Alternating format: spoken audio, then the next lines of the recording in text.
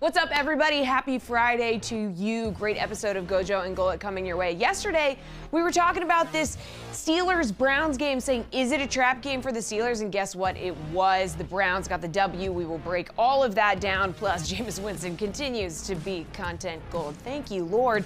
And college football games this weekend with playoff implications. We will talk about all of that and break it down.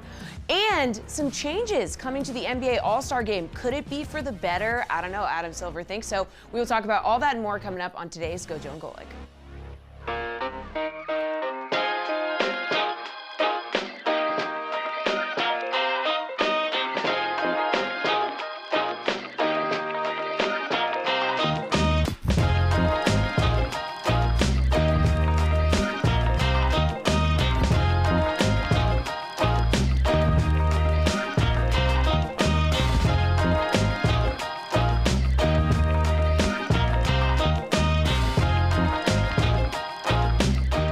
What's up, everybody? Welcome to GoJo and Golic. Mike Golic Jr., Mike Golic Sr., Jesse Cofield here. We are presented by Campbell's Chunky, the soup that eats like a meal, and we got a great show for you today. Make sure you download, subscribe, rate, and review it. Leave us a 5-star rating, and check us out here live Monday through Friday, 8 to 10 a.m. Eastern on the DraftKings Network. Continue to subscribe to the YouTube channel. Fun one coming up today. Guest-wise, Matt Miller, ESPN draft analyst, going to stop by. New mock draft just dropped yesterday, so as we look at the college players right now that are balling and some of the NFL teams right now that are falling, we will try and figure out who matches up well in next year's draft. I'm sorry that rhymed. And Brady Quinn, who does a great job over at Big Noon on Saturdays, getting ready to host one of the biggest games of the season in Indiana and Ohio State this weekend.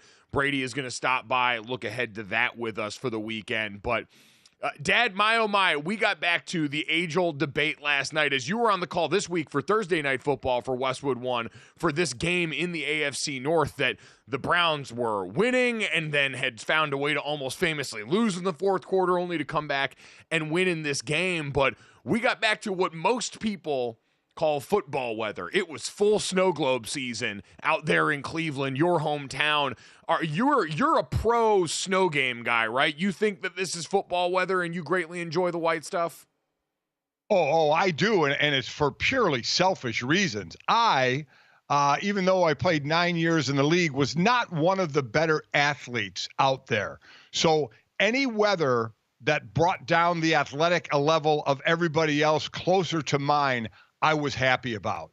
So sloppy, rainy weather, really, really cold weather, snow weather like last night, I was all for it because I could kind of blend in and my lack of athletic ability wouldn't stand out as much. But what was interesting in this game is it was 10-3 at halftime when the field was green, when you could see the field. Yeah. In the second half, when it just snowed like it was truly a snow globe inside because it wasn't very cold, but the flakes got big. They got heavy. It was perfect snowman building weather, snowman building weather. The snow was wet and heavy. The second half was 16-14. There were 30 points scored in the second half in that dreck out there. So, I mean, it was, teams trying to run the ball and control it, but some nice passes by both quarterbacks. But the bottom line is when Cleveland was up 18-6 in the fourth and Pittsburgh needed 2 touchdowns, I mean, it was almost like, Are you kidding me? Pittsburgh can't get in the end zone. They were going on their 8th quarter of not scoring a touchdown. So the thought of them getting in the end zone was kind of null and void until Cleveland has a bunch of penalties. Cleveland has a turnover. And the next thing you know, Pittsburgh's winning this game by 1. I was just going to say, snow games end up becoming an exercise in who can avoid doing the dumbest thing possible. That's usually what sways these outcomes, and it's why sometimes I push back on the notion that this is football weather, because especially in the NFL, you put all this time, effort, and work into your game plan every week. You meticulously practice everything, and then 90% of it goes out of the window in favor of some sort of special teams miscue, some of which we saw pop up in the game last night, but this is also part of our game where, hey, in football, you got to be ready for weather and all terrains outside of the dome teams, but we see them eventually have to pay the piper if they're paying on the road. And so this is a factor both teams have to deal with, even if Steelers wide receiver George Pickens believes that it favored the Cleveland Browns more. George Pickens, man, has got to give Mike Tomlin an extra set of grays. Coming out last night when asked about the game in the locker room after, said conditions played a huge part in today's game. I don't really think the Cleveland Browns are a good team at all. I think the conditions kind of saved today, even though, to your point, Dad, the Browns were winning the game when the conditions were much more favorable for everybody involved, and only when the white stuff started coming down heavy did the Steelers actually make their push back into this game. And so it kind of points the gun back at George Pickens and the Steelers in a way that he's probably not comfortable with. It's somewhat youth, somewhat immaturity about those comments. It just kind of made you chuckle a little bit, and probably makes Mike Tomlin seethe a little bit. Listen, Mike Tomlin talked about it after the win on Baltimore. He said, we have to put this game aside. We have a short week against Cleveland. It's Cleveland. Yeah. Forget the records of 8-2 and 2-8 going into it. It's going to be a ball game. And it was. The Cleveland defense came out and was smoking, because the Cleveland offense came out and was doing nothing. They were 3 and out, punting, but the defense was stepping it up. Myles Garrett had 3 sacks and multiple hits on Russell Wilson. And again, the Steelers, every team has kind of their Achilles heel. With Baltimore, we talked about it's the deep ball that the defense gives up. For Pittsburgh, it's literally getting in the end zone.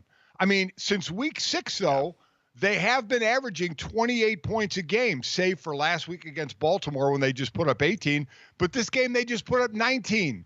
And again, both teams are playing in the weather, and this is something you can't prepare for. You can't all of a sudden make there be snow on the practice field and prepare for it. Yep. But both teams have to deal with it. This was a wild game because Cleveland is 2-8, right? They're not going to the playoffs. And when something bad happens at the end of the game, when you're down, fans are going to pile out of the stadium. There's 4 minutes to go, and Jameis Winston throws an interception. Miscommunication or bad throw, whatever. Receiver runs in, Jameis throws out, throws it right to the defender, and it's a pick. Kind of deep in now Pittsburgh's side of the field. And there's 4 minutes to go. And I looked down and I expected the crowd, because Pittsburgh was winning 19-18 at this point. I expected the crowd to say, here we go again, and file out and try and get an early jump on the traffic for work tomorrow. But, Mike, they all stayed because they sensed, and I even said it in the booth, I said, this is not over for Cleveland. It's deep in Pittsburgh's territory. Cleveland has all 3 of their timeouts, and if they stop Pittsburgh, that you have to go through a punting scenario of a long snap and a punt. And that's exactly what happened.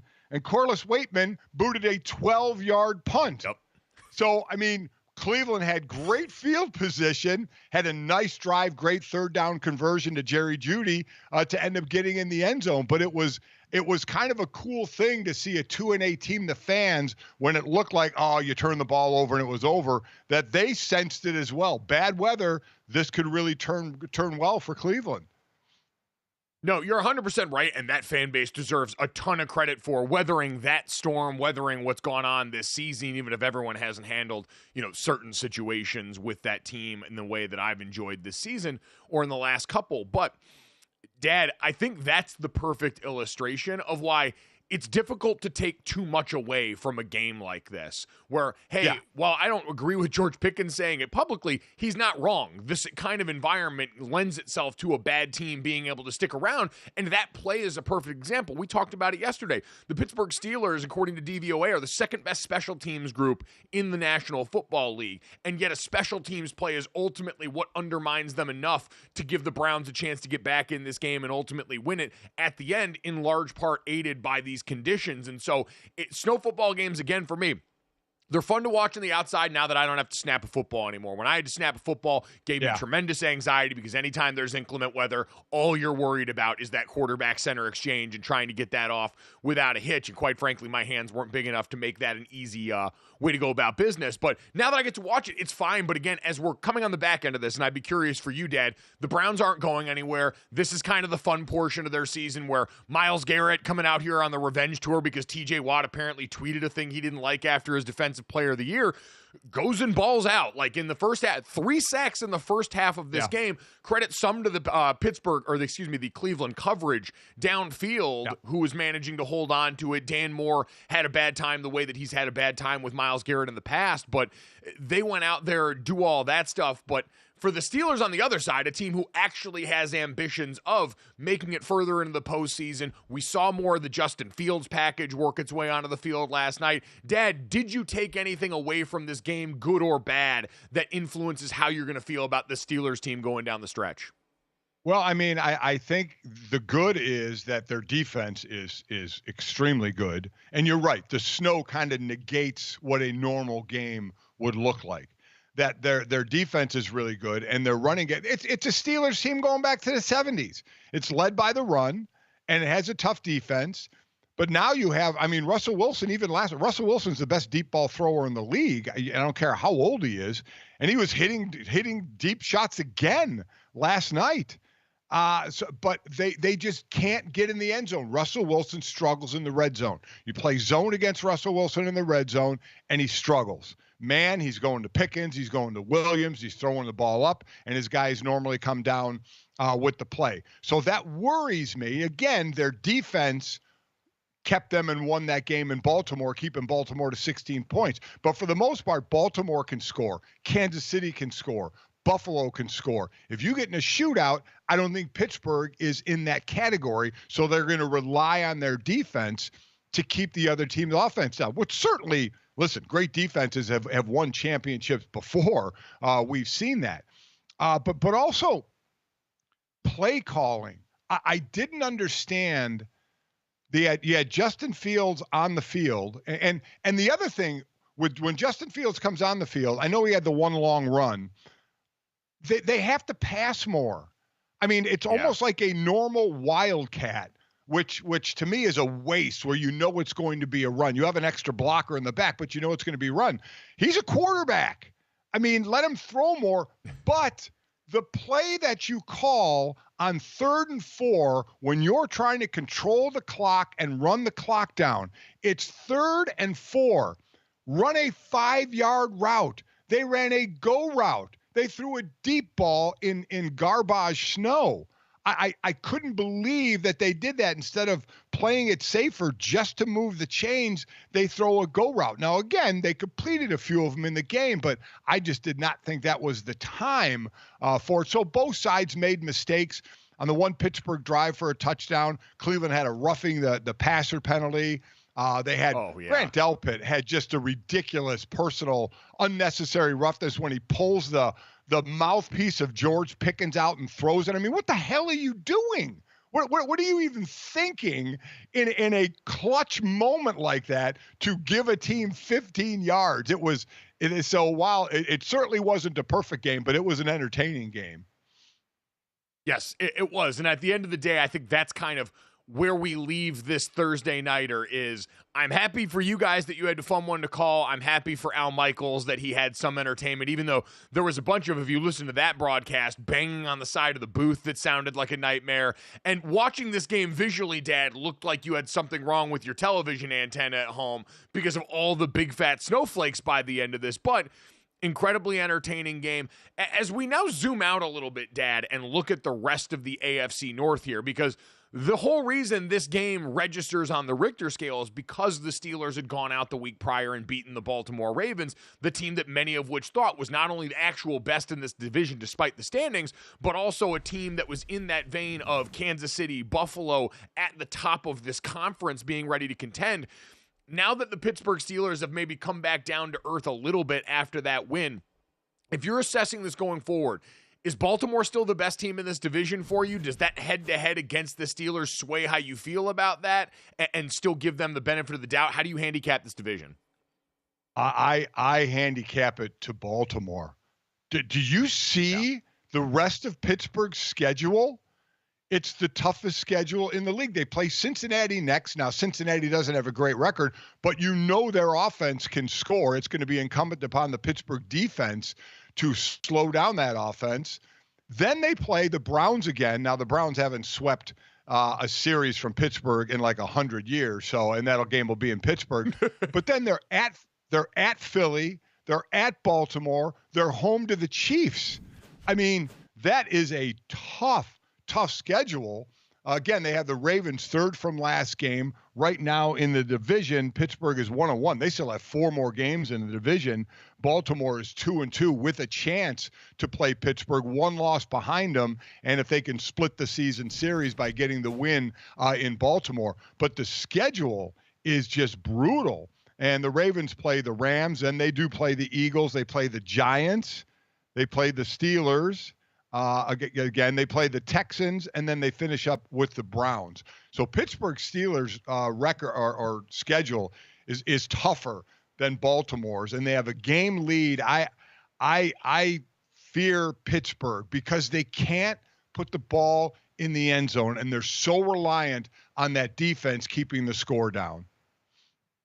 Yeah, it's interesting because it's a style of play that has a high floor but a low margin for error, and I think that's why even if we're just taking the remaining schedule out of it and you're saying, who do I think the better team is against the rest of the NFL, not just in this matchup, because we understand the AFC North, the familiarity, Mike Tomlin and John Harbaugh's familiarity with each other, all these things that go into direct matchups where we decide this on the field. If you're asking me relative to the rest of the AFC who I think the better team is, it's probably still the Baltimore Ravens overall, and projecting that towards the playoffs, Dad, I would think that's the case for just the reason that you mentioned, that yes, I can count on that team to do the hard things right still, right?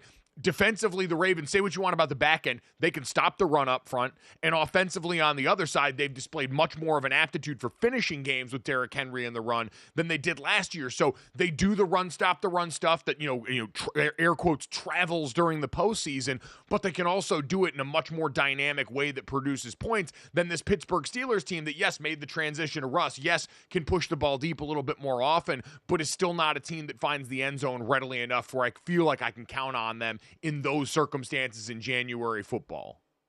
Obviously, we'll talk much more about Pittsburgh as the season goes on as they're leading the division. But for Cleveland, going to be an interesting question with Jameis Wilson. There may not be a guy who has more fun playing football than Jameis.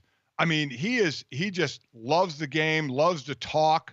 Had the touchdown run where his communication, his wiring system and his helmet got all messed up. Yeah. He took a couple of hard shots in this game, but he does it through a bad interception, that reared its head. But, Cleveland obviously has a quarterback situation. Do they go young? Do they have Jameis as a bridge? Because I almost believe the Deshaun Watson experiment is over, though the money throws a little trigger into that.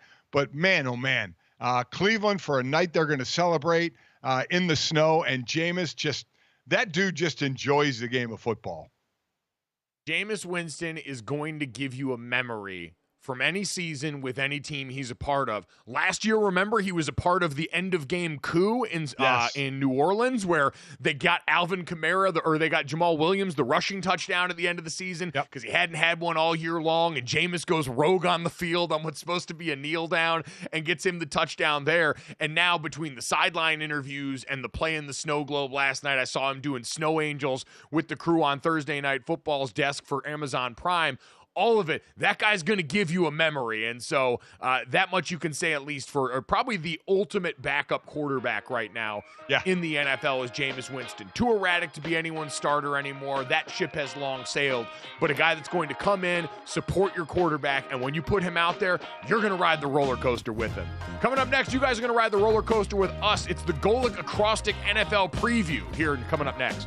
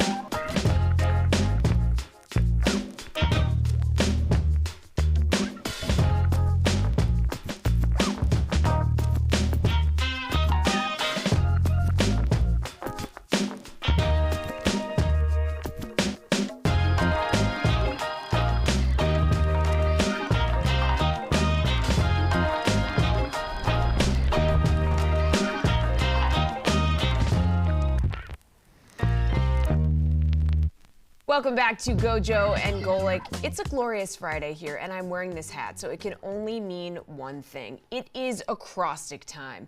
So without further ado, let's get into it, all right? G is for giving reasons for struggle. O is for, okay, keep this streak going double.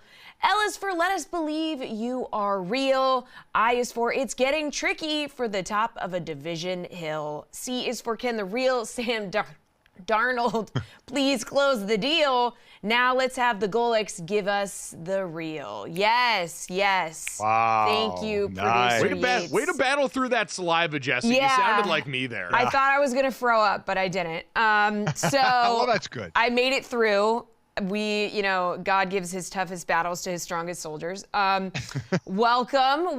Let's get into it. So, guys, a big name over on the Ross Tucker pod had some interesting insight into Brock Purdy and the struggles of the 49ers. Let's take a listen. I don't know if he's not confident in his receivers. I don't know the reason, but I just feel like that there's throws that are there that we've seen him make that he's not turning it loose. And again, maybe I'm wrong. I don't know. But that's what I see. And I feel like he's just not as comfortable. I feel like he's been leaving the pocket at times unnecessarily. I just don't see him playing with the same level of comfort and timing and anticipation. All right, guys, so what do you make of Brock Purdy's play this season and sort of what's going on with the 49ers? Go ahead, Dad. Well, I mean, listen, the talk had always been those that didn't want to give him credit said it was the talent around him, and this kind of fuels it a little bit. He is completing 66% of his passes, 13 touchdowns, but does have 8 interceptions. And the talent on offense that has been in and out of the lineup, on defense as well, because defense obviously affects the team as well. It's just, listen, it's not what we've seen out of him. But it's not the offense we've seen out of San Francisco. And while they've got players back, now obviously not getting Brandon Ayuk back, still not a full slate. Last game, George Kittle is out. Christian McCaffrey's just come back, still kind of knocking the rust off. It's a team that lived on yards after the catch that's starting to kind of gain traction there a little bit. So I think the consistency as a whole, and a lot of it is always put on the quarterback, right? But we always talk about a Kyle Shanahan offense and how all the gears have to be shifting correctly, and they haven't been this year. They just haven't. From quarterback to guys being out to more of a running attack with Mason and now getting CMC back in there. So while the quarterback gets, again, the lion's share of the praise and the lion's share of the negativity, I think with the Kyle Shanahan offense, it's the whole. Yeah, the offense has changed a lot. Like, if you look at Brock Purdy's 3 years at the helm for this team here, just a couple of stats that show you how much this offense is morphed. Tight window throws. His tight window throw percentage in 2022, 9.4%. Last year, 12.8%. This year, 19.6%, almost a fifth of his throws into tight windows this season. Average separation has gone down this year. Percentage of play action passes is the lowest it's been in his career so far. And his air yards per target, 6.7 yards in 2022, 8.3 yards in 2023, up over 9 yards on average per target this year. So he's being asked to throw the ball deeper. There are fewer yards after contact. He's throwing into more tight windows than ever before. And so, Dad, because that picture is a little bit tighter, I'm not surprised he's bailing on the pocket as much. He has been able to make some plays also with his feet. That's an aspect of his game he trusts. It's one of the areas as a playmaker he differentiated himself from Jimmy Garoppolo. And so, Dad, I don't think the fall off has been that drastic really for Brock Purdy and his game. No. I do think it's the changing nature of this offense, how much it's been shuffled in and out, not just, hey, we changed before the season and you had to adjust, but things there. And so that being said, Dad, going into this game against the Green Bay Packers, I don't all the way trust Green Bay yet. And so in this game, Nick Bosa, it looks like might be trending towards being out. George Kittle trending and being back. And so I worry a little bit about the Niners pass rush against a Green Bay O-line that's been one of the best pass protection units in football. But looking at this game, Green Bay is a 3-point favorite at home. I'm inclined to think the Niners actually win this game. What about you? Yeah, I mean, we'll see if weather plays a factor in it as the snow seems to be hitting the Midwest area. And you're right about, is Bosa going to play? Is he not going to play? What kind of pressure? The O-line for Green Bay has given up the fewest sacks in the league. The Green Bay just has to avoid the turnover. Jordan Love is tied for the league lead with 11 interceptions. So that's obviously something that you can't do, give a team like San Francisco extra possessions. I tend to agree with you, though. There's just been, and proven by their record, basically a 500 record, there's been no consistency with San Francisco. And again, I put a lot of that is to players on the field. They haven't had their full complement of players on the field very much, if at all, this year. And they won't, because Brandon Ayuk is out for the year. And he's a guy that would separate and make it less tight windows for Brock Purdy. They lost that when they lost Brandon Ayuk. So the overall consistency of the offense has definitely taken a hit. But I think I would agree with you. I would tend to favor them in Green Bay. All right, so both of us going Niners in Green Bay. Jesse, let's keep it moving to the what do we got here? Okay, let's move to a game. We got two teams, one on a win streak, one needing a win. Let's keep the streak rolling here, which is what the Eagles are hoping is going to happen after that awesome win over the Commanders in Week 11. What are you guys thinking about this one? Yeah, Dad, Eagles 2.5-point favorites against the Rams here, and the only concern for Philadelphia, Devontae Smith, been on the injury report, missing 2 practices with a hamstring right now, and that's really the area where I think they can have success in this game. The Rams' defensive front, we've talked about a bunch. The young group over there, led by Jared Verse, Braden Fisk, Kobe Turner from last year, has been sensational, harassing opposing passers and also helping stop the run. It's the back end that's been a little bit more turnover opportunistic than out-and-out productive, and Philadelphia's wide receiver core, when A.J. Brown and Devonta Smith are healthy, looks really good. It's when you crack that foundation a little bit I get worried. That being said, I still think this Eagles run game has come such a long way, as has this Eagles defense. We can talk about the young parts that have come to play on that side of the football that I think are ultimately the difference against a Rams offense, that the group up front on the offensive line, even with guys coming back from injury, I think still working through some growing pains. And right now, this Eagles defense isn't the unit you want to do that against. So I like Philadelphia in this one. What about you? I like Philadelphia as well. I think the defense has been the biggest turnaround for them this season. Last year, they put nothing into the linebackers. They had injuries at linebacker and in secondary, and it showed. And the defense is playing much better. I do look forward to this young D line of the Rams, which I think is going to be something to deal with for years to come against this Philadelphia O-line. By the way, Philadelphia, we kept talking about Baltimore and are they going to set records rushing this year? Philadelphia is the leading rushing team in the NFL. Baltimore is second. They dropped to second. Detroit is third. So Philly leads the way running the ball, which I think has been impressive. And you talk about 2 of the best wide receiver tandems in the league with A.J. Brown, Devontae Smith, Puka Nacua, and Cooper Kupp, but all have worked through injuries this year. And you mentioned Smith. He's working through the injury right now, so we'll see if he's available. But when these 2 twosomes are healthy, man, what a show they put on. But they've all been nicked up this year. They have been. And on the other side, Cooper Kupp and Puka Nacua now getting a taste of Quinyon Mitchell, Cooper DeJean in this revamped Eagles secondary. So like the birds there. Jesse, let's keep it moving as we go on to a game that could be pretty ugly. Yeah, now it's time for the L. Sorry, Dallas. But Ellis, for let us believe it's real for the Commanders, do you guys think they can get the win that they're supposed to get?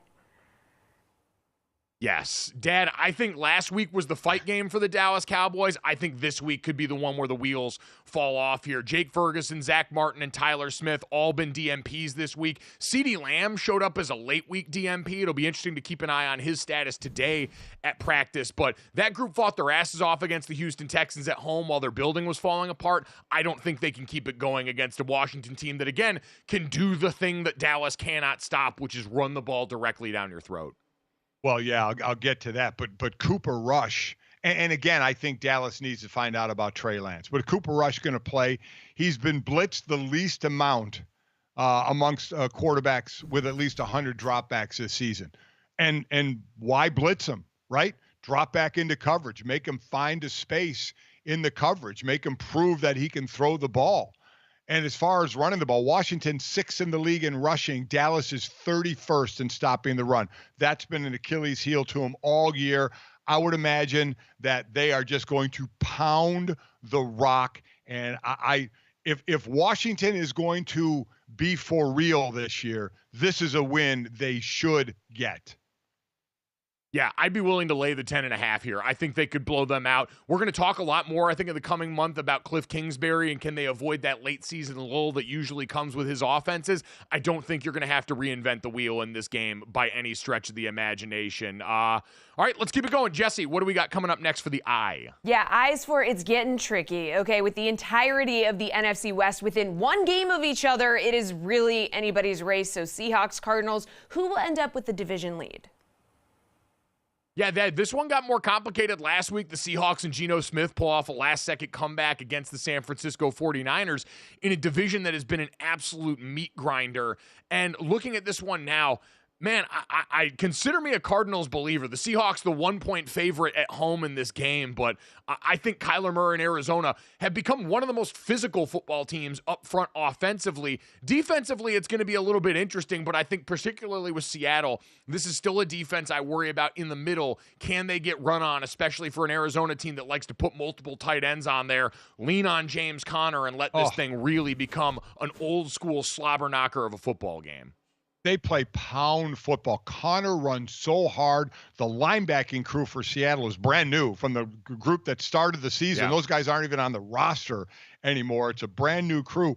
And what Kyler Murray is doing outside the pocket. You knew he could run. You knew he was dangerous, but he's been very dangerous outside the pocket. So between Connor running, Kyler Murray running or throwing outside the pocket, and this defense, now the defense statistically for the Cardinals is not great by any stretch, but they're doing enough.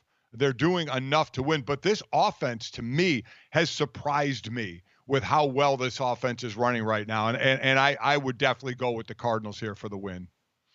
Yeah, the Cardinals defense has held their last two opponents to 15 points overall, but those last two opponents are the Bears and the Jets. And so looking at that group, Kaiser White is awesome. Budda Baker on the back end is a blur on the field. One of the most enjoyable football players to watch in the NFL. I think they get the win, though, Dad, and I think they continue to maintain their lead in the NFC West. And again, Geno Smith tied with Jordan Love and Patrick Mahomes for most interceptions, 11. So turning the ball over is a problem. Yeah, I think there's been some growing pains on that offense. Abe Lucas been back on the right tackle spot. We'll see how that steadies things against Arizona. I still think Geno's their quarterback of the future for right now. I don't think we need to start overcooking that situation in Seattle. But let's finish off this cooking here and get to C, which also starts with a C, like cooking. Maybe that works. Oh, yeah, that was a good one. Okay, so can the real Sam Darnold please stand up? Bears, Vikings, which version of Sam Darnold are we going to get? And is that going to kind of be the determining factor in this game? I think so, Dad. I think we saw the worst of this in Jacksonville, right? Like the 3-interception game there was probably the one that scared us off a little bit. The numbers have still been there largely, and I think this game is going to have a lot more to do with the fact that, hey, for last week, the Bears, you had the first week after you'd fired Shane Waldron. You get that little bump, and you simplified things for Caleb Williams, who had a great rushing performance because I think they took the reads that he was expected to do and said, we're going to simplify it. If the first one or two aren't there, take off and be an athlete and do your thing. I don't think that's going to work nearly as well against a Vikings defense that is still a certified weapon. So I think Minnesota gets this done. Vikings laying 3.5 in this game is fine by me. I just don't think this Chicago offense all of a sudden made strides enough in 2 weeks to contend with them. No, with Darnold, the last 3 games, 5 touchdowns, 5 interceptions. So is he reverting a little bit back to what he was? But they're still a better team than Chicago, which is still trying to figure out their offense with their new offensive coordinator. And we know that Brian Flores' defense is going to attack. These two play each other with 2 times within a month. But Minnesota is just a better team, and they definitely have much more to play for. Yeah, Minnesota, one of the best defenses when quarterbacks get the ball out quick. Caleb Williams coming off a game where he got the ball out faster than he had in his entire career. And again, that's solid progress going forward, but unfortunately, the Vikings are not a game to be your measuring stick for the future here. So I think the Vikings keep this rolling. I think they are one of the better teams in the NFC still and have a lot up in their future. Coming up next, though, we'll talk about the future of Major League Baseball taking home some hardware next on GoJo and Golic.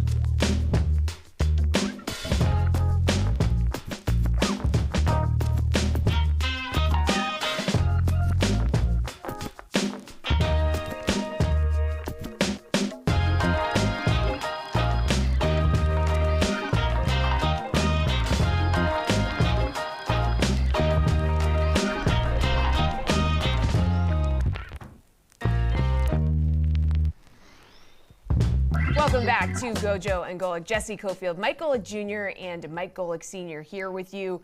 So guys, awards were given out in the baseball world and the usual suspects took home the hardware, but just how amazing were the seasons of Shohei Ohtani and Aaron Judge? I mean, Ohtani, first 50-50 season in baseball history, pretty crazy, and then Judge obviously leading the majors in homers, RBIs, OPS, all of the things. So reflecting on this, it seems obvious that they won the awards, but also it's insane the seasons that they had. It's awesome that the huge guys are winning awards in baseball. Yeah. I think that's my favorite part about this is these are the most sport agnostic guys. You could have probably put Aaron Judge and Shohei Ohtani anywhere in any sport, and they would have found a way to be successful because large is in charge on this. These guys are absolute behemoths. You got to stand next. Like, everyone knows that about Aaron Judge. Like, Giancarlo Stanton, who's on his team, played high school football with one of my best friends, Dane Chris, out here in California. Probably could have been a college football player and played tight end. And he's a big, strapped-up dude, and he stands next to Aaron Judge and looks like a little boy. So we know Aaron Judge is a mountain of a man. But, Dad, you've gotten to stand next to Shohei Ohtani, who I don't feel like we spend enough time talking about. Like, yes, the stolen bags thing probably highlighted the athleticism conversation in a way that got a noticeable jump, but he's a big, rocked-up dude. Yeah, I called a Rams game last year, and he was at the Rams game. I was on the field before that. He was on the sideline, and I walked over by him just to kind of judge size, and wow. I mean, and it's amazing that he does the 50-50-50 steals because he doesn't look like he's fast because he has longer strides for a bigger guy, yet he just gets there. It's incredible. But you're right. It's good to see as we're guys of size win the award. Shohei Ohtani is the first one to win multiple awards unanimously. And by the way, he's won 3 unanimously, which is just incredible. And he did it rehabbing his elbow, not even doing half the things that he does, which is pitching. The first time a fully designated hitter wins the MVP award, and we should not be shocked at all. I was going to say, it is amazing to think that a guy whose hallmark was already, I am the greatest two-way player to ever play baseball. Pitching, hitting, going out there and doing that. And in a season where he had to have Tommy John and could not pitch, he just decided, I will go ahead and become the first guy to hit 50 home runs and steal more than 50 bases and show that off. And we probably won't see that again. Like, as everyone's pointed out, the risk reward for him and what that takes as a toll physically to go and steal that many bases again, if he is now becoming a guy that's in the regular pitching rotation for them, which is expected next year, it's probably not going to happen, Dad. But the fact that that was like a fun vacation for him away from pitching and he just decided to do something that we have never seen is a testament to how unique this is. The Shohei Ohtani experience has delivered in a way that few things in sports have. Like, you lump him up there with, Caitlin Clark, Steph Curry, LeBron James, these guys that when you bought a ticket to see them play, you are going to get your money's worth every time. And for the Dodgers, who spent, the GDP of a small country on this guy over the next however many years of his life, immediately got what they were paying for and then went out and capped it off with a World Series. So it is truly remarkable to see the force of nature he's been in baseball and just how much it matters to get away from the Angels. Boy, I tell you, Mike Trout's probably just sitting there going, maybe I should have gone. But he seems very comfortable, obviously, with the Angels. But you're right. Warm at night too. Yeah, it's exactly right. But you're right. A lot of times you see guys get paid, and he got paid, and then their stats kind of fall off a bit. But he was the show all year. He's a show every time he's batting, or next year when he's pitching again. Just like Aaron Judge is a show in the American League when he's at the plate. And size does matter. These big guys in the batter's box, it is something to watch. And in a sport where there are more stats than any other sport, to be the only one on a list in baseball, the only 50 home run, 50 stolen base guy ever in baseball is amazing. And he's also on only a 2-person list. Him and Frank Robinson and Shohei are the only 2 to win an MVP award in both leagues. Frank Robinson won in the NL in 61 and the AL in 66. and Shohei won it obviously with the Angels and now with the Dodgers. So just 2 players on that list. The shorter list you're on, obviously, the better you're going to be. And there's no slowing down for this guy, right? He's going to add to the prowess next year going back on the mound. No, so it's going to continue to be amazing for Shohei. And for Aaron Judge on the other side, nothing to shake a stick at here either. He now is the 7th Yankee to win multiple MVPs and the first one since Mickey Mantle to have a unanimous MVP. So both of these guys, unanimous, deservedly so. And for Aaron Judge, a lot of people always worry about the age. He's 32 years old and wondering when the drop-off is going to come. And for a guy that we know was chasing that AL home run record a couple of years ago, to go and follow it up with this season and also have it end in a World Series trip is an incredible level of consistency that also is deserving of our awe. So congratulations to both the large burly boys for taking it home in baseball and reminding everybody that might makes right. Jesse, I want to get to something here also that we talked about a little bit the other day that was floated up and now seems to actually be happening in the NBA. All-Star games are sort of a weird proving ground. Shout out to Billy Gill on the Levitard Show, who fixed sports better than anybody in the business. But Adam Silver and the NBA trying their hand, actually, at fixing the NBA All-Star game, it seems like. Yeah, there's been a lot of chatter, especially this year, about how the game is not great. I mean, Obama called it out. He was like, "You guys aren't playing hard. Don't like to see it. Don't like to see it." So when Obama calls it out, obviously changes had to be made. So the new 4-team tournament style format for the All-Star game is expected to have 2 semifinal games played up to 40 points, with the winners advancing to the final match up to 25 points. Sources have told ESPN this. So it's supposed to be like a quick burst competition that resembles pickup games, and it's supposed to like keep people out there and make it fast and quick and get the energy going. So I guess the question is, do we think it'll work?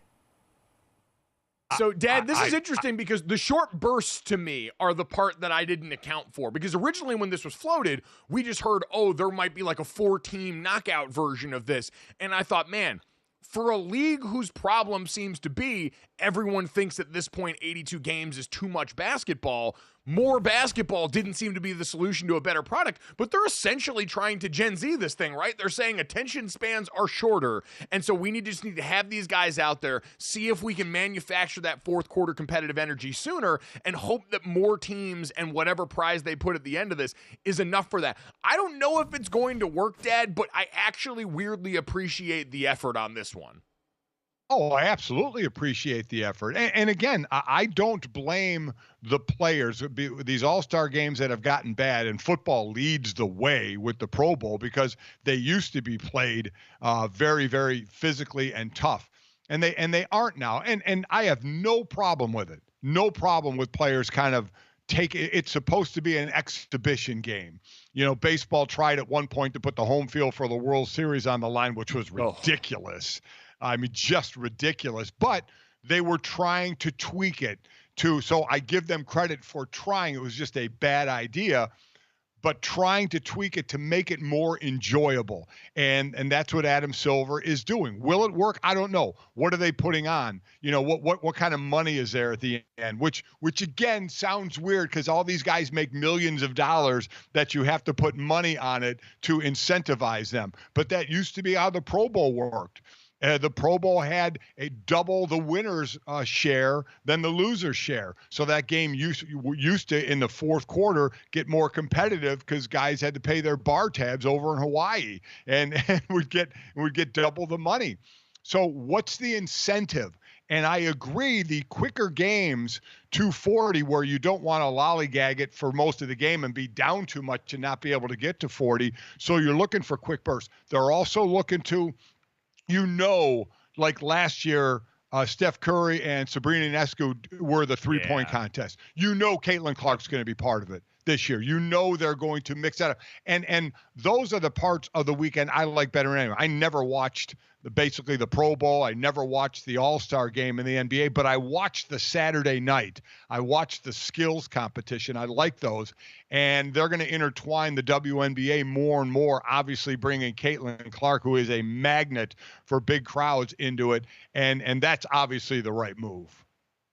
Yeah, unsurprisingly, given the way the league has gone, I think the three-point contest has sort of become the event of the weekend in a lot of ways. The dunk contest, while they keep trying to reinvent it with different scores and stuff, I think we've just seen too many dunks at this point, and the internet's kind of broken our brain in terms of the standard there. But three-point shooting, you can put a bunch of effort to it and not run the risk of getting hurt. We can now involve the marquee stars of the women's game there. Caitlin Clark would be an absolute coup for NBA All-Star Weekend here. It would put a huge volume of eyeballs. The same way Steph and Sabrina did. That was a really fun exhibition, and I'm glad that they're going to continue doing that there. But man, Dad, you did get me reminded about how dumb it was when MLB used to tie the home field advantage in the World Series to the winner. At GoJo Golic on Twitter, what's the dumbest rule in the history of sport? Because I was just thinking when you said that, obviously that one was one of them. A lot of people in football have gripes with the touchback when you fumble out of the back of the end zone. I remember, Dad, you remember when you used to get credit if a receiver was going up for a catch and the defensive back pushed you out of bounds, that you could get credit for the catch still on that short-lived hellscape there. Do you have one that comes to mind that's always bothered you? I mean, probably roughing the passer and any variation of that. No, that one. I mean, roughing the passer, I can't stand it. It happened last night to Cleveland. I understand the rule, but it doesn't mean I like the rule. In a bang-bang situation of having a player kind of not land on the quarterback. But it's that rule that you mentioned. A receiver could go up, and if they were deemed by the referee subjectively to be in bounds when they were in the air, and the defender hit them, could carry them to the bench, and then they would come down out of bounds, it was a good catch.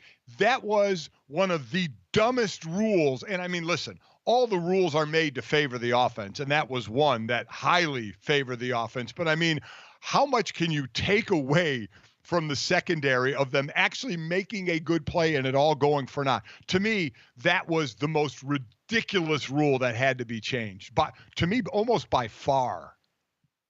Yeah, Dad, well, to your point, we understand that most rules skew in favor of offense in a lot of leagues, right? In the NBA, the advent of hand checking changed defense forever. And in football, so much of the illegal touching and defensive pass interference rules absolutely catered to that. That was the most naked and laid bare it was, where we just want yards and points however we can come by them there. And thankfully, cooler heads prevailed pretty soon. But God, what a uniquely terrible experience that was. Again, almost as bad. I still think tying home field advantage in the World Series to the exhibition All-Star Weekend still reigns supreme to me as like the dumbest idea that we ran with for a while. Like that receiving rule, I think at least got canned after a year or two. We did the All-Star game thing for, I feel like, a few years. I think you asked me in football what the dumbest rule was, and that's the carry out of bounds rule. The dumbest rule overall was putting home field on an exhibition game, on a friggin' exhibition game where, again, and I stopped complaining about it, where every team had to be represented. Every team had to be represented. You had pitchers basically throwing one inning each, and you were putting home field on the table. It was, I'm with you. I was surprised how long it lasted, because it was one of the most ridiculous ideas that there was out there.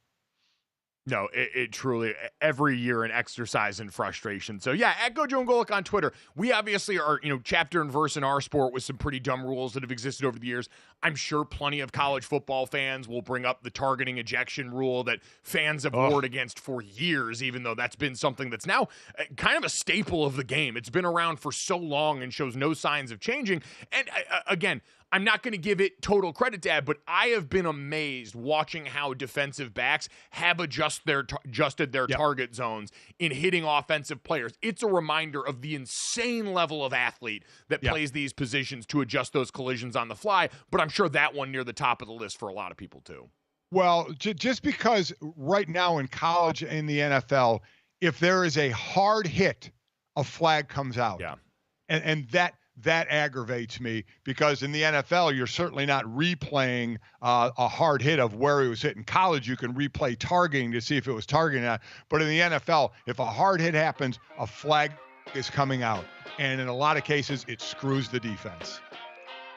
Well, speaking of hard hits, coming up next, there's going to be a lot of them coming up this weekend because we got some bangers in college football. We'll give you our look ahead to the biggest matchups of the weekend and some injury news to keep you updated on in the NBA next on GoJo and Golic.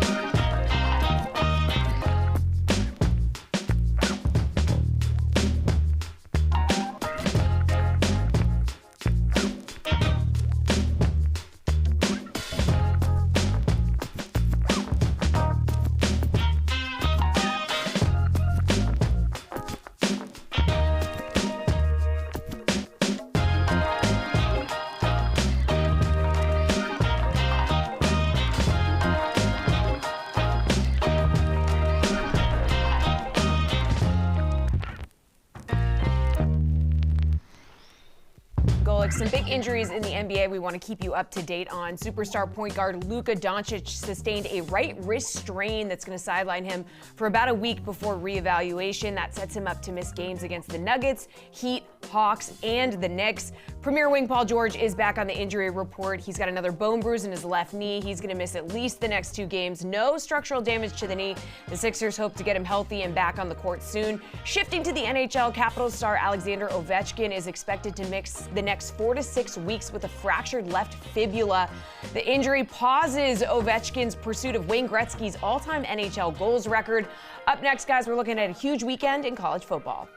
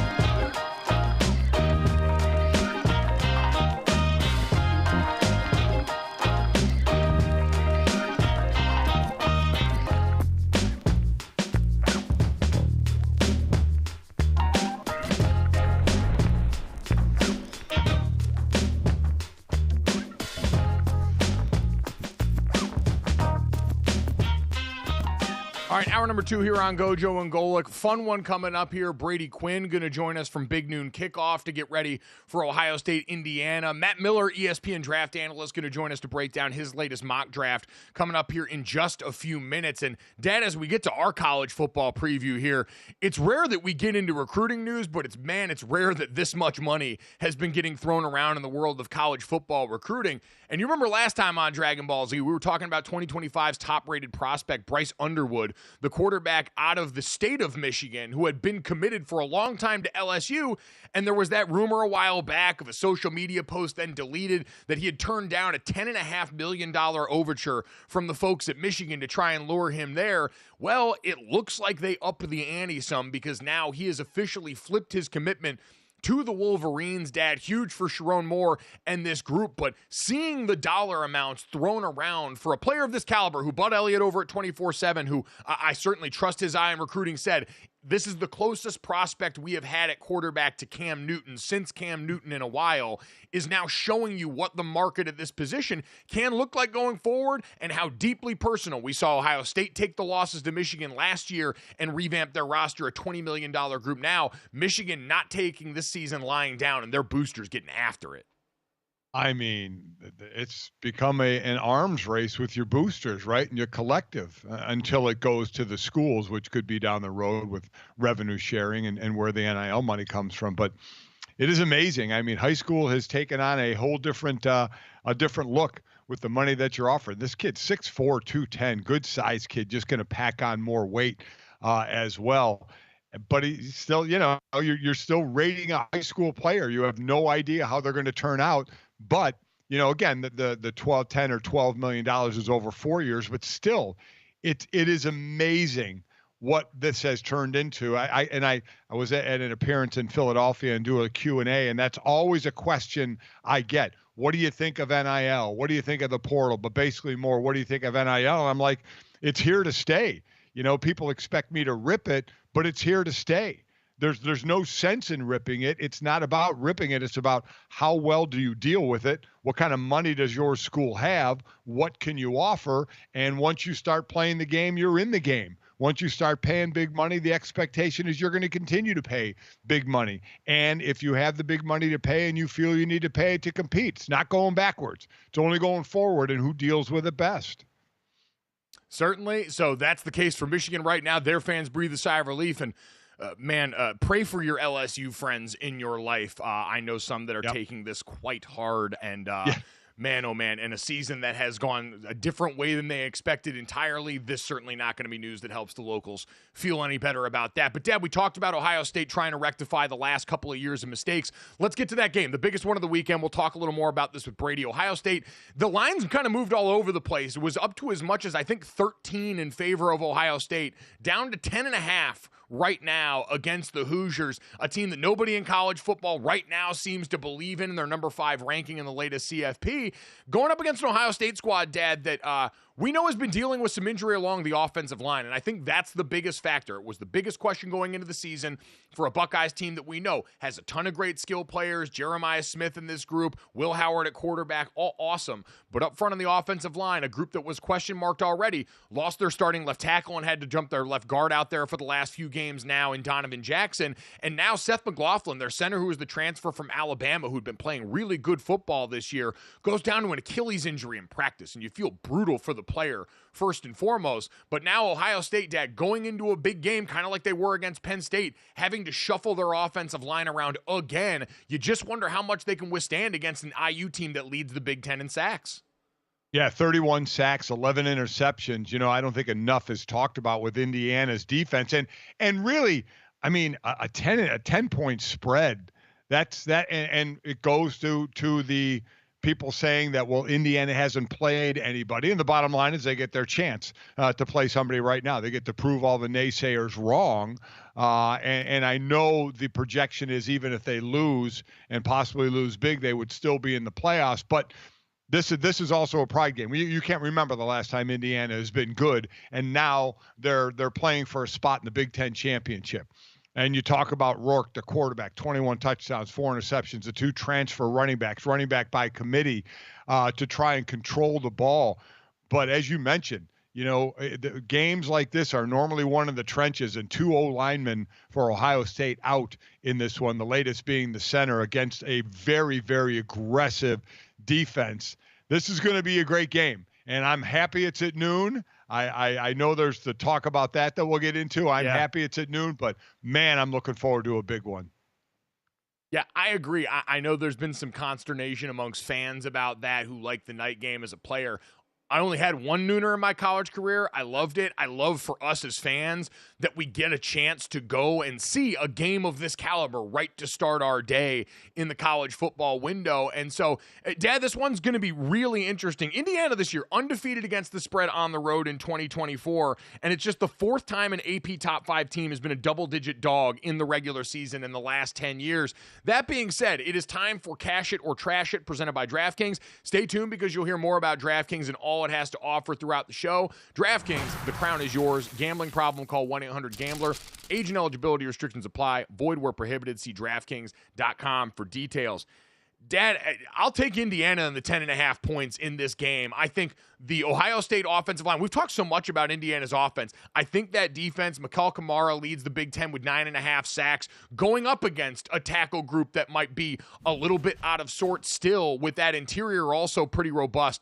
I think they can keep it close. I've said for a while, I think Indiana's capable of winning this game, and this offensive line injury just furthered that. What about you? So are you picking Indiana to win? You're picking the points, but no, I'm picking Indiana to win. I'm picking them to cover. I still think at this point Ohio State is too talented overall to not get the job done. I think for some people, they got all the confirmation they wanted when Indiana played Michigan, and at the end of that game, you started to see the effects of those bigger, higher caliber future first-round draft pick bodies maybe wear down IU up front a little bit, and there's some worry about that combined with the weapons long-term for against Ohio State that I have questions about how close that game was, but I still think Indiana can keep this close. Yeah, I do as well. I mean, it's bright lights time for Indiana, right?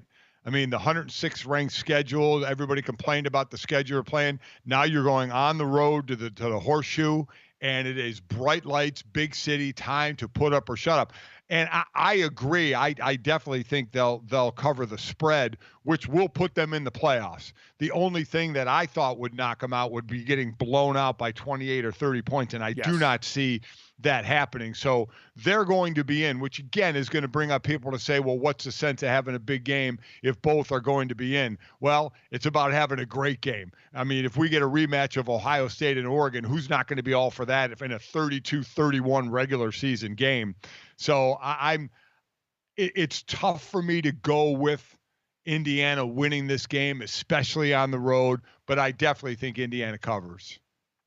Yeah, I'm looking forward to a good game. Kurt Cignetti has told everyone to Google him, Google the team, all that stuff. They're a really well-coached, disciplined team on both sides of the ball. Like, they're ready for this. Now, we'll see if the talent gap proves to be too much, but this is a good football team, and anyone who wants to slander them, I think you're kind of misguided and missing the point of what the sport is supposed to be about.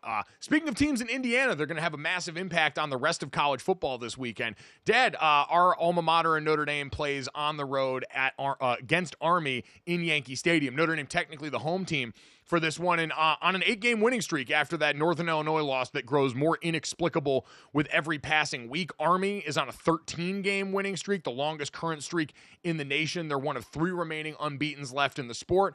And we know for them, Bryson Daly at quarterback and what he's meant to this team, especially when healthy, had to miss the one game, has been incredible at the helm of the triple option, but a lot like Navy earlier in the season, Dad. Army, also another team strength of schedule-wise, hasn't faced the toughest road in the lead up to this. So what does Notre Dame have to do against its second triple option attack to win this game?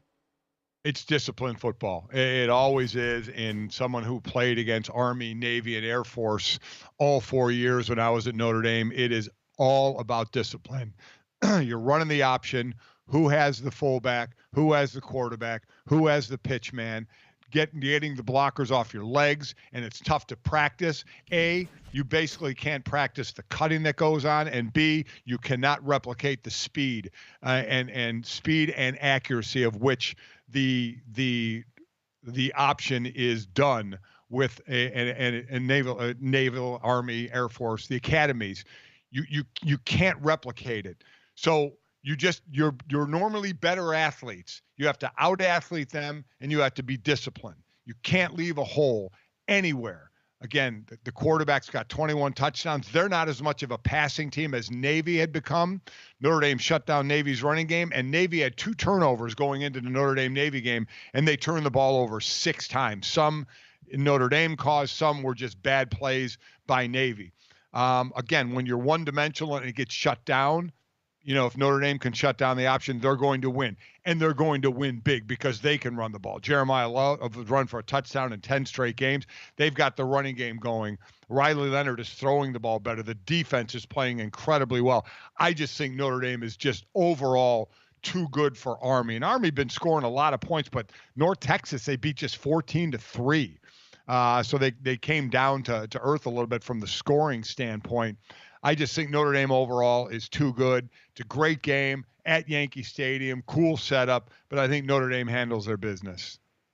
Yeah, I got to play in this game the last time they played it in 2010. It's an awesome experience for everybody involved. You got to go be in the home Yankees locker room and kind of treat it like it's a business trip. They all are. It's about winning the game, but it's a unique experience that both of these teams get in a place that has a lot of history with these two teams. Howard Cross, Notre Dame's star defensive tackle, officially listed as questionable for this game after suffering an ankle injury a couple of games ago, but I think this linebacking core, especially Jack Kaiser's playing some of the best football of his career. Now, Notre Dame's all-time leader in games played, veteran leading a young group that got a chance to look at the triple option earlier this year and passed that test, but did it by forcing a lot of turnovers. Dad, the key for me, Riley Leonard and this Notre Dame passing attack have to be more consistent than they've been all season long. They've made great strides really since the Miami of Ohio game, but that group against the one part of Army's defense that's probably the weakest and most capable of being tested. Army in the trenches on both sides of the ball, they'll get after you a little bit. That offensive line, one of my favorite to watch in college football.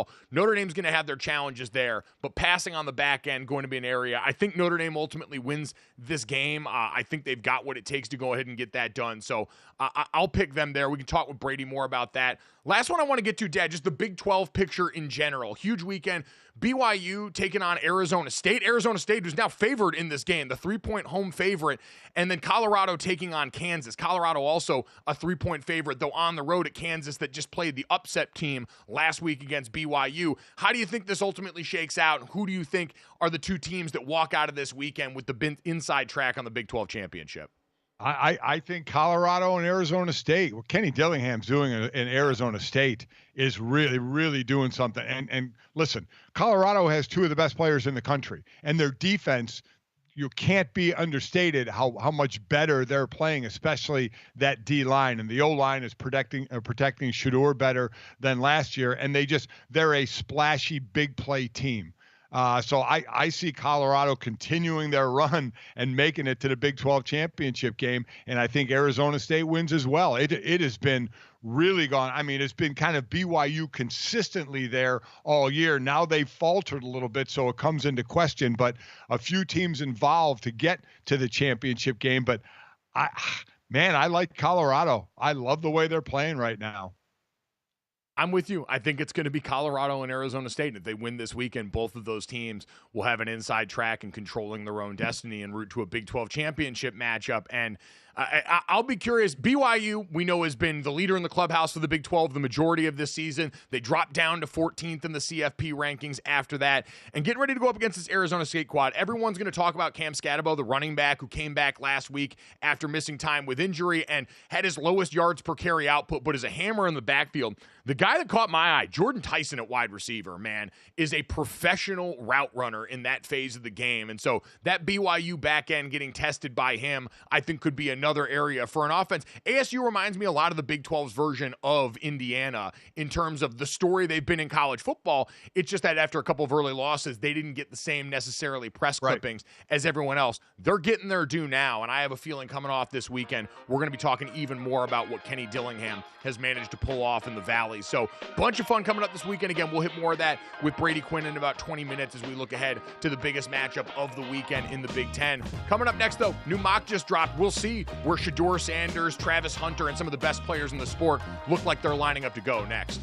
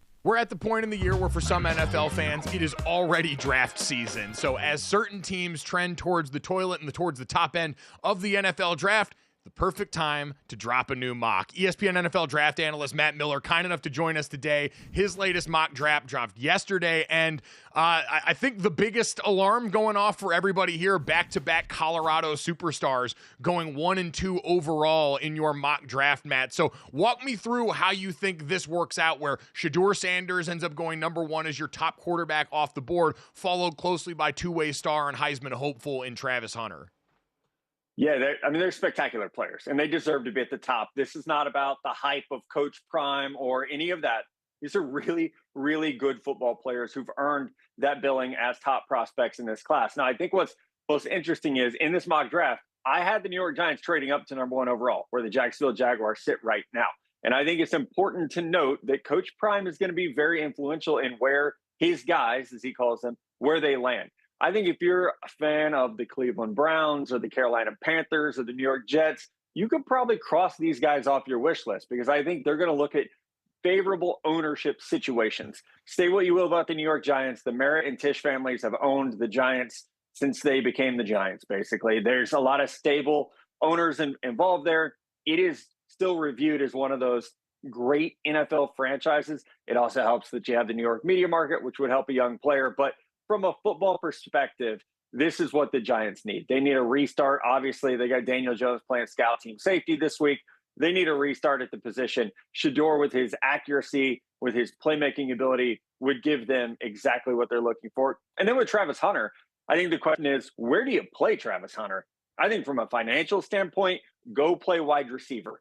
Don't put your 6'1", 185-pound body out there trying to tackle wide receivers who look like DK Metcalf and Deebo Samuel every week. Play wide receiver, make your $25 million a year, which is like $10 million more per year than the highest paid corner is. So I think it's a business decision, but an easy one if I'm Travis Hunter. I'll play a little nickel corner early in my career, but I think his future is at wide receiver. So do you think Deion and Shedeur play the Archie Manning, Eli Manning game around the draft? I think they could if they have to. And, we saw this last year with Marvin Harrison and Marvin Harrison Jr. He said, yeah, I'm not doing the combine. Also, I'm not doing a pro day. They controlled that situation, and it worked out just fine. He was still drafted very, very highly. So I think we'll see Deion get involved if he has to. If a team lands that first overall pick, like the San Diego Chargers did back in 2004, where Archie had to step in and say, hey, don't draft my guy. We're not going there. I think that's the situation where we could see Deion get involved. And this is a guy who famously taking the Wonderlic test, right? Raised his hand and said, "What pick do you have?" And the Giants answered like pick 9. He's like, "I'll be gone by then," and got up and left. So it's not like he hasn't controlled his own draft process before, at least as far as the lore of Deion Sanders goes. So I think, yeah, we'll see him get involved. And some players have the leverage to do that. And I think having a father who's a Hall of Famer and a premier college football head coach gives you the leverage to be able to pull some strings that other players might not.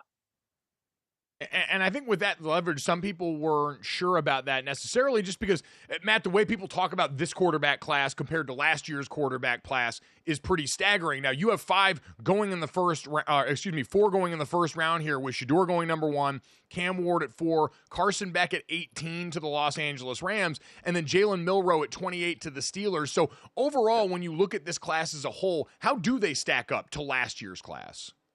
Not very well. Last year was elite with Caleb Williams, Jaden Daniels, Drake May going 1, 2, 3. Then we had 3 more guys go in the top 12 after that.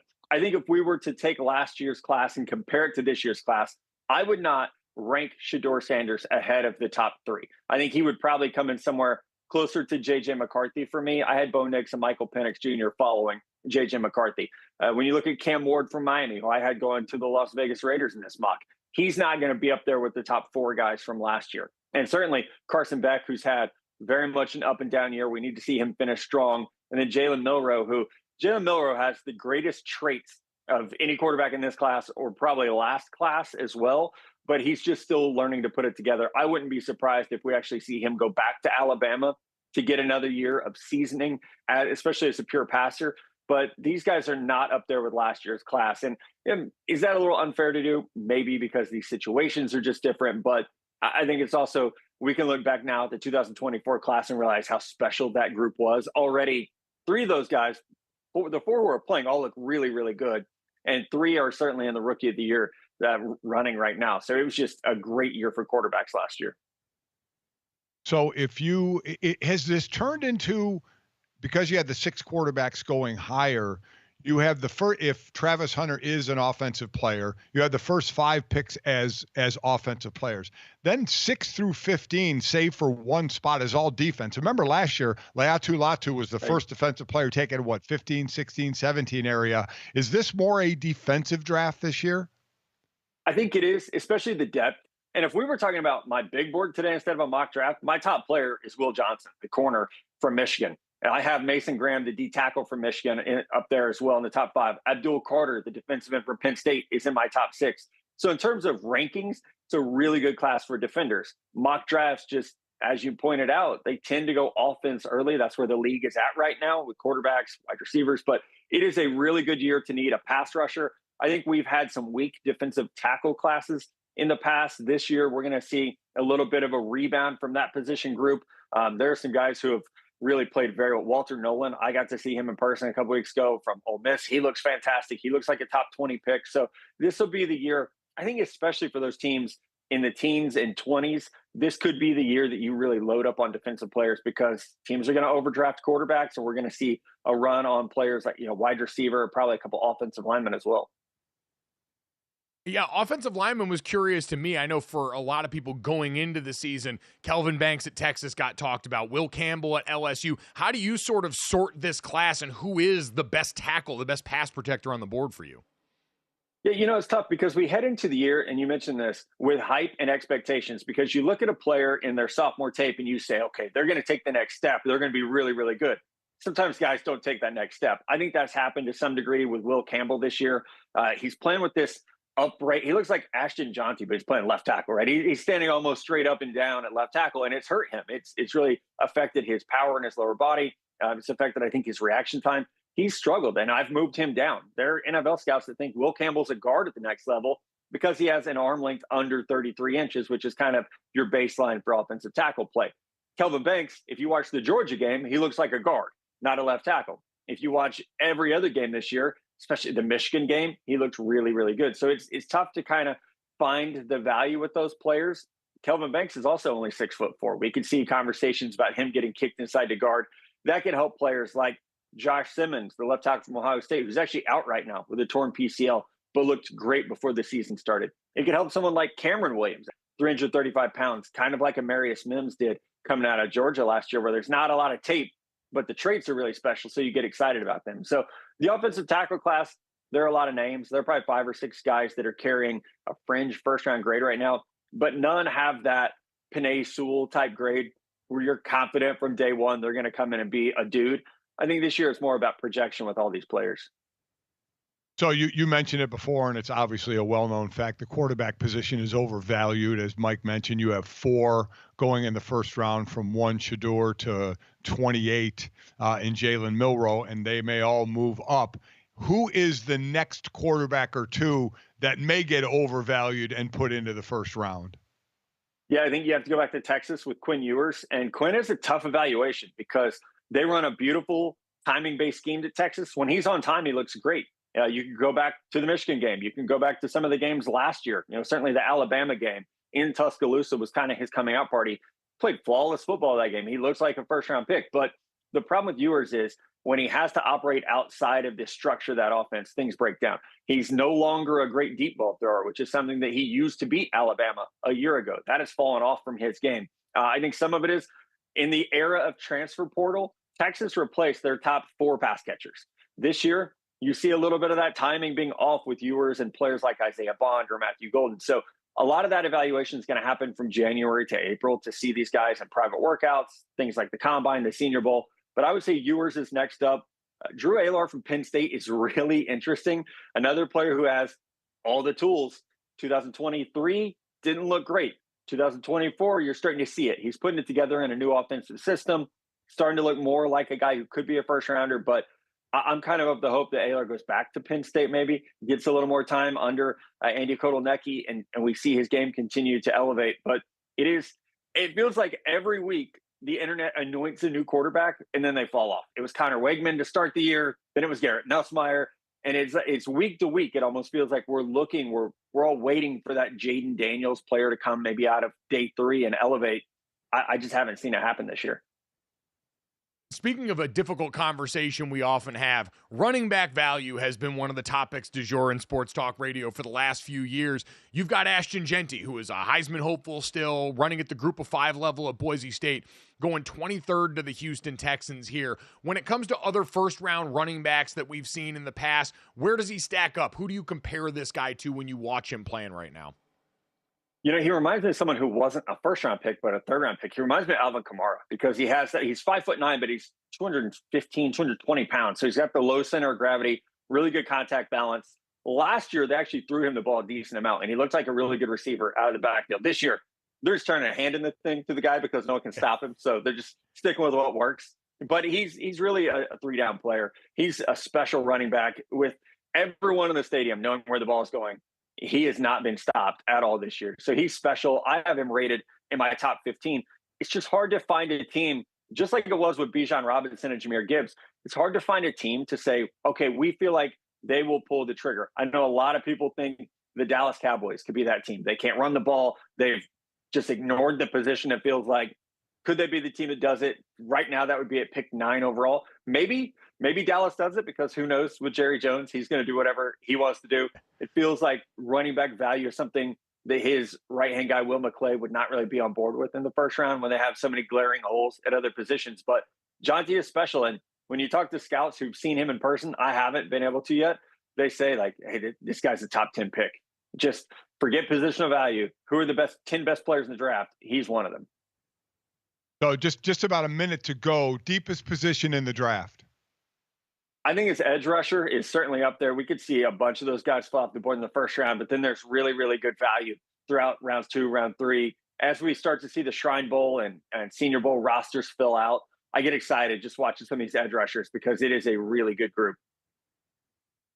Yeah, certainly a lot to get excited about here. Notre Dame fans got to see Nick Scorton at the beginning of the year, who's been an absolute monster at Texas A&M, and who knows where exactly along the line he could even slot. It's a ton to get excited about. Mock draft season, always one of my favorite times of year. Thank you for getting it started early as we enter the holiday season, Matt. Always appreciate it, man. We'll talk to you soon, all right? Yeah, appreciate it, guys. Thank you.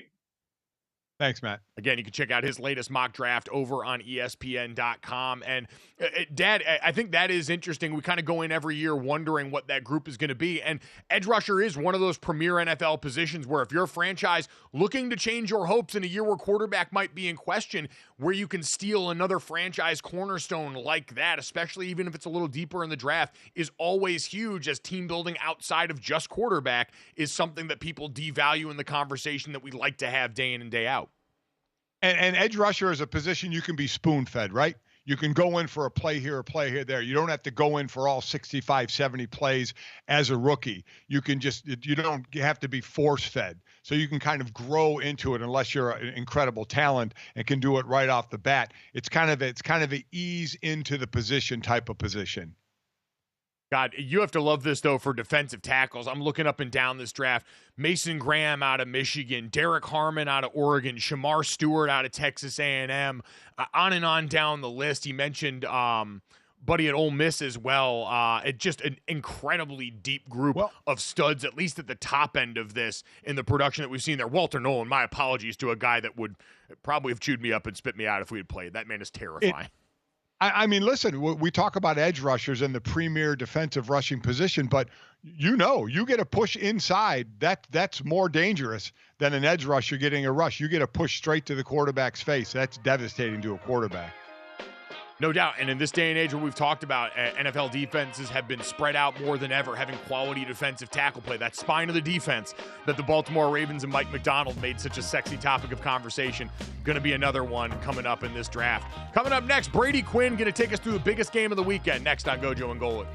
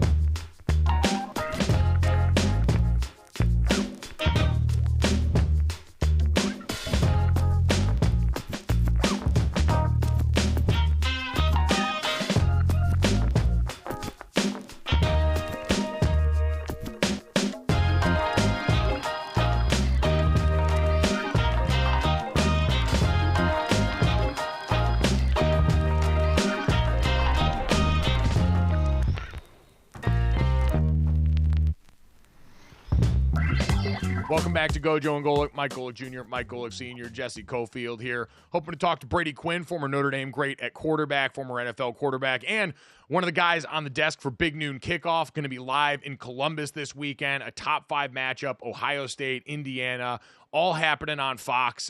Big Noon Kickoff starts 10 a.m. Eastern, as it always does, on Fox from outside the shoe there. And Dad, we know a game that is going to decide so much of the arguing and the wailing and the bashing of teeth that we've heard this week about Indiana and their strength of schedule. We're finally going to get to see and hear it on the field this weekend. Thank God, after all of this. Yeah, we're going to get a game at noon. I can't believe all the hullabaloo, that's an old person word that I'm using, about noon games. I mean, I don't know about you, Mike, or you, Brady, but I love noon games. I mean, get up, play, and you're done. I don't know what all the craziness about all the noon games. They want them to be a night primetime game. Give me a noon game any day of the week, Brady. I feel like it's more family friendly. You know, now being a dad of 4, soon to be 5 at some point in time, I sure as heck can't bring my kids to a game if it's in prime time at night. So it's going to be past their bedtime. Look, I can understand some of the frustration with the different fan bases because there is a different feel and atmosphere to a night game versus a game that kicks off at noon. You know, as a player, I didn't really care. I mean, honestly, like sometimes like waiting all day to get to those night games. Not that you get anxiety from it, but it's just like, gosh, let's just get the game here. Let's go play. There is an element, though, I think about the feeling that if you're at a whiteout down in Happy Valley, what that feels like, or the neat things that Ohio State can do in a night game. So I get it. The reality is I'm not in any control over when these start times are. And for all the folks out there who are complaining about it, it's like, well, look, this slot, and we'll see what it ends up being this year, but the noon slot's been the most watched slot for a game going back the past couple or a few seasons. So if you want the viewership, if you want the TV ratings that come along with it, which comes the dollars to your conference, to your school, you kind of got to have to deal with an earlier start time then. And I mean, you get to start your day rolling right into it with Brady Quinn. So I feel like that's a pretty big win to go along with the time slot also. I don't know about that one. Well, let's leave the criticisms of the time slot aside and go to this game itself, Brady. There's been a lot of criticism this week, especially for one of the teams in here in Indiana and their place in the college football playoff rankings and kind of in the sport this year right now. How much has that surprised you, given what Curt Cignetti and this group have accomplished in year one? Yeah, I think it's tough because there's a lot of people who they want to see the best teams square off. And I'm not going to sit here and try to make a case for the Big Ten and the SEC being equal in regards to the parity within those conferences. And it also happens to be that Indiana got dealt a schedule that was one of the easiest. Now, if we would have stepped back a year ago and said, all right, you're playing the defending national champs on your schedule, the runner-up on your schedule, you will play Ohio State on your schedule, you would have said within conference play, that's a pretty darn tough schedule. Now, it's turned out that that Michigan team is nowhere close to what they were a year ago. A new head coach, a dramatic difference on their roster. Same can be said for Washington. So I get both sides of that argument. But the reality is like Indiana can only play the teams that are on their schedule. They've blown out pretty much everyone with the exception of Michigan last week. And if they blow out Ohio State or even win in Columbus, it's enough on their resume to me to think they should be a part of this conversation. Now, if you want to get into the semantics of let's look at how they lose, I personally hate that part of the conversation. And honestly, that's really what I think we've seen from the College Football Playoff Committee so far, because there's also teams like Texas who do play in the SEC who haven't really played a tough schedule. And yet they're sitting up there at number 3 right now, but we don't want to talk about their lack of strength of schedule at this point. So I'd rather let these things play out. I know the college football rankings are a great topic of conversation every single week as we move on throughout the season, but the last one's the only one that matters. And I always feel like the committee sets up some of these rankings where you get a sense of what they're looking at doing with the rankings based on how the schedule plays out. But there's no doubt Ohio State, Indiana, it's a huge matchup, more so for Indiana in regards to how they perform in this game and what it's going to look like as far as if they lose, how far they fall, if they're part of the college football playoff when it's all said and done. Well, let's go to the intangible. We can talk X's and O's all we want, but it's a team that hasn't been near the top. It's a team that's undefeated. It's a team that all of a sudden 18 to 22-year-olds are in the spotlight, the biggest spotlight of their football careers. Talk about that. Talk about maybe your first game at Notre Dame on the road where it was a big highlighted game and your first one, just that feeling that you get. Yeah, I remember the first one, my true freshman year, we went to Michigan. Game day was there at the time. It was all the hype, hoopla around it. Early start to that particular matchup, but we got our butts kicked. that was the reality, is what I remember. I thought there was a chance I was going to get to play earlier in the game, but I really didn't until the fourth quarter. And so there's just a lot of different emotions that kind of went involved with that game. But I remember the feeling that you had going to the big house, how loud it was, how nasty the fans were there. And obviously the way we performed that day, our strength coach, Mickey Marotti, who's now at Ohio State, never let us forget it. I mean, we were doing, I think they put up 38 on us in that game. Every single thing we did, it could be a 600-pound leg press. He was like 38. And you'd get in there and go, what do you mean 38? He's like, no, 38. And so you would just start going until failure, and he'd strip a plate off, and they keep going. So I remember that game for basically the punishment that we took, I think, the rest of that season, but really that offseason too, heading into my sophomore year. But there's definitely a different feel about it. I think that's the one thing about, Indiana and this matchup and the feeling for this team is a lot of these kids came from James Madison. And, even though they had some success at that level, this will be the toughest environment they've ever played in. This will be Curtis Rourke, their quarterback's toughest environment he's ever played in. For Kirk Cignetti, you can make the case too. He can downplay it. He can say it's just another game. This is the biggest game in Indiana Hoosier football history. That's not hyperbole. It's not an overstatement. How they perform in this game will largely dictate, I think, what the course looks like for the rest of the season, but years to come too for this program. No doubt he has set them on a completely different trajectory since he's been there. Let's go across the other sideline. Ohio State and Ryan Day, very different calculus for them. Ryan Day falling short against their rival and in the college football playoff the last few seasons. They go out and reinvest in this roster. Now we know injuries along the offensive line have become a story this year. But Brady, where are you with Ohio State on this being a team capable of winning a national title now as we get to November football? Until I heard of the injury this week to their center, Seth McLaughlin, I was like, this team to me, next to Oregon, next to probably Georgia, as crazy as that sounds, because they have a couple losses, but when they're the best, I think they are the best. Those three are the ones that have really stood out to me this season. And now I just go, well, how much is too much? Now, granted, if any program can overcome it, Ohio State can, because we've seen them take a third-string quarterback in Cardale Jones and win the Big Ten championship and go through the first iteration of the 4-team playoff and actually won it all. So I guess if any team can do it, they can, and that's not the most important position. But look, the center's right up there too, and he was playing the best of anyone on this offensive line for Ohio State. They've already had to play some musical chairs. Carson Hinsman, who will now move to that center spot, he's got a lot of experience there. He played there last year. However, they brought in Seth McLaughlin for a reason. And then they put Hinsman at guard for a reason to pair next to Donovan Jackson, because as you two can speak to it, there's something about the communication and the relationship playing to a guy you're familiar playing against. Well, they had that at the Penn State game and then moving forward up until this week, and it's paid off huge dividends. I mean, if you look at their run, difference as far as like run direction, they were about 50-50. And then once the injury took place, they've actually leaned more on the left side of the offensive line. That was Hinsman, who didn't start there this season at left guard, and Donovan Jackson, who's left guard, now playing left tackle. And so it's going to be interesting to see how that plays with the play calling, the game planning for this matchup versus Indiana. They've done a good job against the run in the Big Ten so far this season. But you wonder if Hinsman could struggle, or Silverfeld, who fills in now at that left guard spot, if he's going to have any issues too up front for them. That's going to be their Achilles heel the rest of this season. All eyes on the offensive line, just the way I like it. Check out Brady Quinn again. Big noon kickoff starting 10 a.m. Eastern Saturday in Columbus ahead of this matchup. It's going to be awesome. Brady, always great catching up with you, man. We appreciate the time.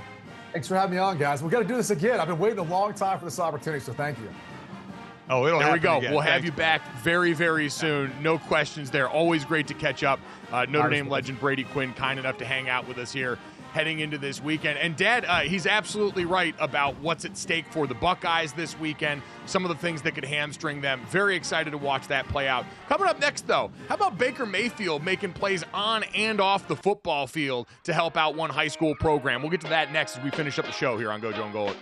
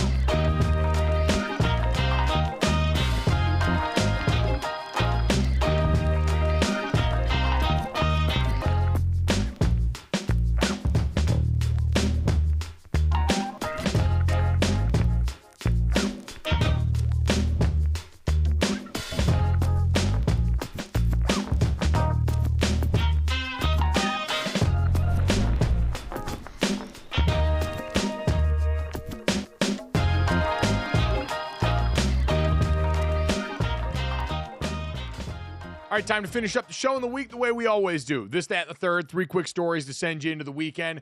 Make sure you download, subscribe, rate, and review. Leave us a 5-star rating. Check us out here live Monday through Friday, 8 to 10 a.m. Eastern, every day on the DraftKings Network, which includes our YouTube channel. Thank you to now we're getting close to the 1,000 mark on subscribers. Hopefully we can crack that over the weekend. Make sure you go check us out on YouTube. Hit the bell so you know when we're going live. But if you can't catch us live on there or Samsung TV Plus, Roku, any of the great streaming services that DraftKings Network is on, you can always catch us and our great guests. Thank you to Matt Miller, ESPN NFL draft analyst, and Brady Quinn, part of Big Noon Kickoff, Fox College football analyst, for joining us here. You can get those interviews on our podcast, wherever you get that, or right here on YouTube as soon as we get done with the show. Guys, let's finish off the weekend and start with this. Baker Mayfield with a pretty cool, heartwarming story that got highlighted this weekend that he talked about in a press conference here. Space Coast High School, was on the verge of not being able to have a season because of equipment shortages and budget issues with that program. They had a lack of funds and unusable equipment that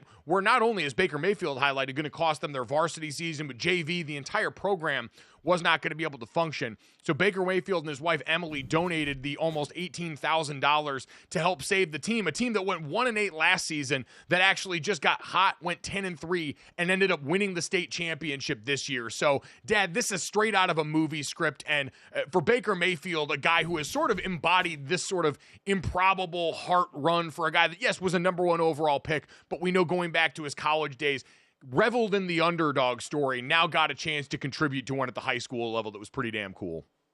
Listen, he's just considered a great teammate, right? And this just goes along those lines of helping a team in need by being a great teammate because he had the means to do it. And it doesn't mean because you have the means that you're going to do it, but he and his wife showed the action and they did it.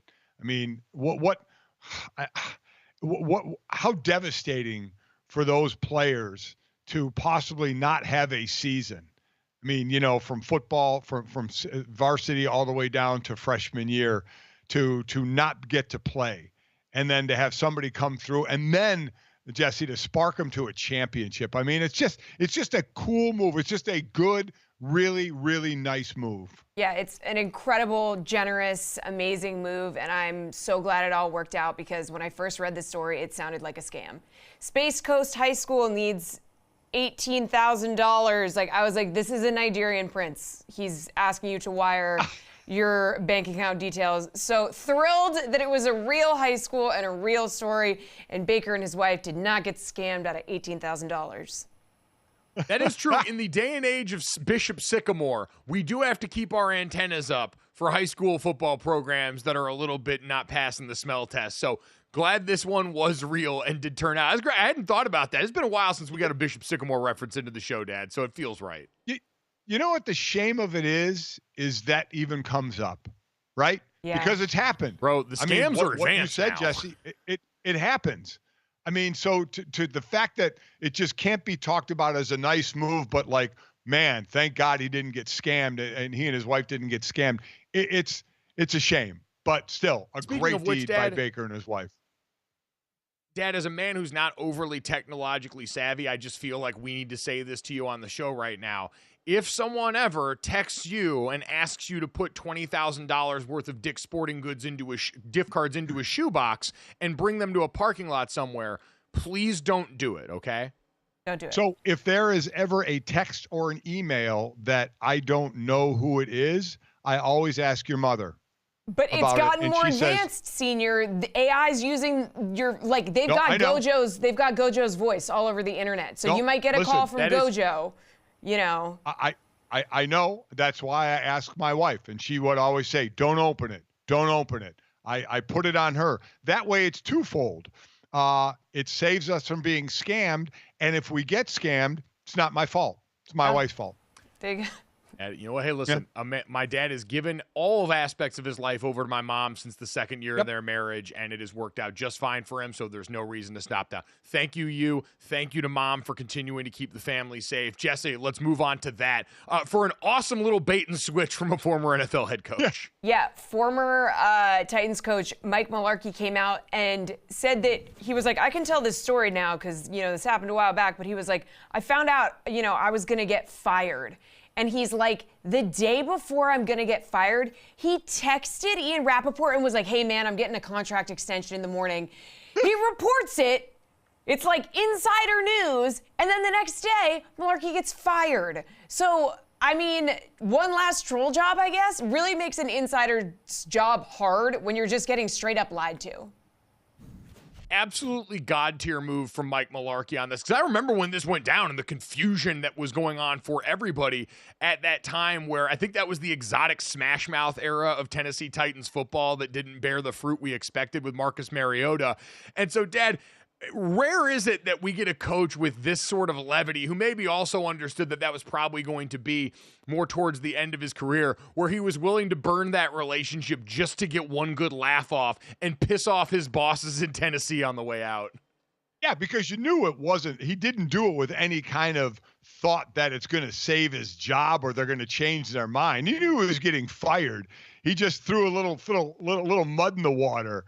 I mean, what a move. What just kind of a snicker move that was. I mean, everyone's wanted to quit in a way that makes their boss's life just a little bit harder on the way out. And that's all he really tried to do. Again, this came on the Jaguars Hour with Brenton Austin on Wednesday, where he told this story. And this is, forget quiet quitting and the stuff that goes on now. This is quitting in the loudest way possible. You can't fire me because I am going to actually make everyone think you guys extended me in the middle of this. Absolutely beautiful moment. Mike Mularkey is a beauty. Jesse, let's finish off the third with something even tastier. Something very important. Gojo, we saw you tweeting about this new release, this Frankenstein from Chili's. It's a peanut butter pie made with Reese's. So this pie features rich peanut butter and chocolate chip filling, a chocolate crust and ganache topped with peanut butter cups and white chocolate drizzle. Available at Chili's grill and bar locations now. And I know you two are tripping over yourselves to get out the door and get this pie. I mean, why wouldn't we? I mean, Jesse, let's just start right away. Are you ever ordering this? No, I'm not going to a Chili's, and I'm not ordering this.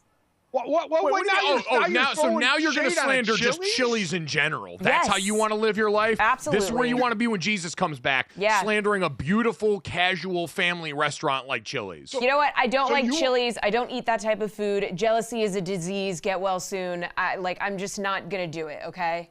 You realize I don't eat that type of food.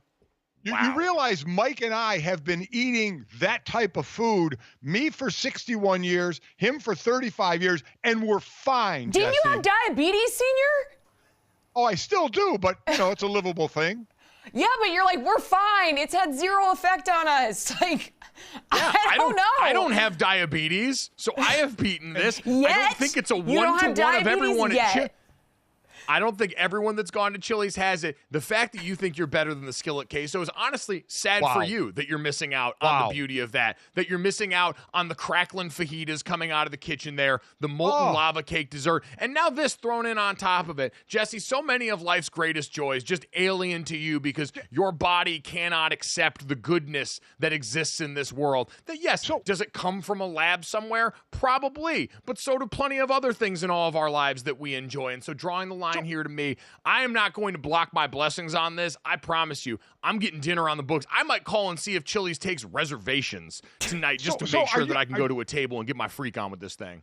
Jesse, are you saying at your fancy schmancy restaurants that they don't cook in butter and in oil? Oh, I got no problem with that. I love butter and oil. I don't like red dye number 40, okay? And that thing is chock full of that.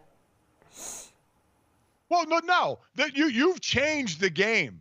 Forget the peanut butter pie. You have slandered an entire restaurant. Yep. And they don't put red dye 40 in all their food. Not all of it, says Senior, defensively. Okay, we'll see. All right? We'll see.